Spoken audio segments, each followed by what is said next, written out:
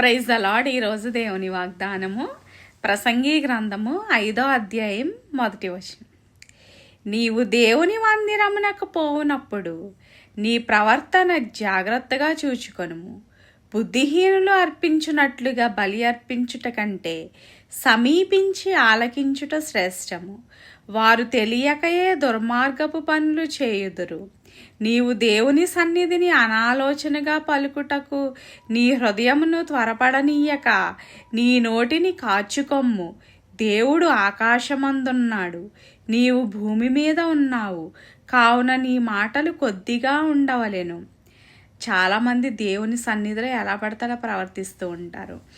మనము ఎప్పుడూ కూడా దేవుని మందిరంలోనికి వెళ్ళినప్పుడు చాలా శుద్ధ హృదయంతోనూ తగ్గింపు హృదయంతోనూ మనం ఆలయంలో ప్రవేశించాలి.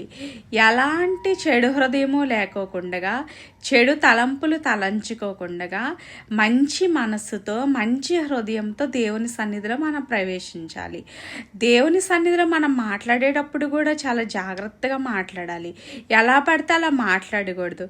ఇష్టం వచ్చినట్టు మాట్లాడుతూ ఉంటారు కొంతమంది అయితే ప్రసంగం చేసేవాళ్ళు కూడా చాలా అనాలోచితంగా కొన్ని మాటలు మాట్లాడుతూ ఉంటారు. కానీ మనం నిలబడింది, మనం నివసించింది కూడా అది దేవుని ఆలయమై ఉంది కాబట్టి మనం సత్ప్రవర్తన కలిగి ఆ దేవుని ఆలయంలో మనం జీవించాలి. అట్టి విధంగా దేవుని ఆలయంలో మన సత్ప్రవర్తనతో జీవించడానికి ప్రభువైన యేసుక్రీస్తు తండ్రి మనందరికీ కూడా సహాయం చేయనుగాక. ఆయన దీవెనలన్నీ మనందరికీ కూడా అనుగ్రహించునుగాక. ఆమేన్. హల్లెలూయా.